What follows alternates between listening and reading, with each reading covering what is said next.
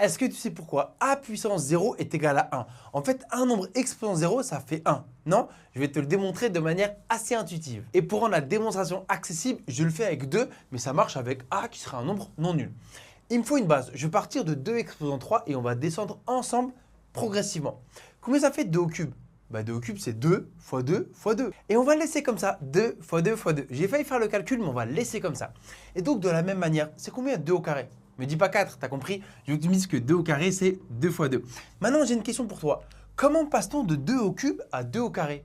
Peut-être que tu m'as dit, on a enlevé un 2, bien joué. Mais ce que je voulais que tu me dises, c'est que on divise par 2 en fait. 2 fois 2 fois 2. Si tu divises par 2, il y en a un qui part, il reste juste 2 fois 2. Ok. Donc pour passer de 2 au carré à 2 puissance 1, c'est pareil, on divise par 2. Et donc 2 fois 2, si tu divises par 2, il y a un 2 qui part et ça fait juste 2. Donc déjà, si tu n'étais pas convaincu, 2 exposant 1, ça fait 2.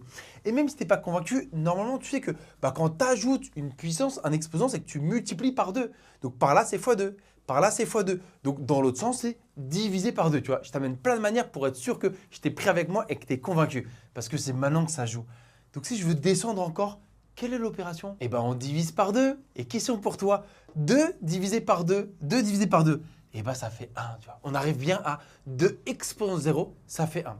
Petit bonus de la vidéo, bouge pas, on va même aller voir les puissances négatives. Si je continue à descendre et je te demande 2 exposant moins 1, c'est le même principe. On divise par 2. Et donc 1 que tu divises par 2, ça fait 0,5, mais j'aimerais bien que tu me dises 1 demi. Ah ouais, voilà pourquoi en fait exposant négatif, c'est qu'il est en bas, c'est qu'on prend l'inverse du nombre, tu vois. Donc tu as eu un 2 en 1, même presque un 3 en 1. J'espère que ça t'a plu.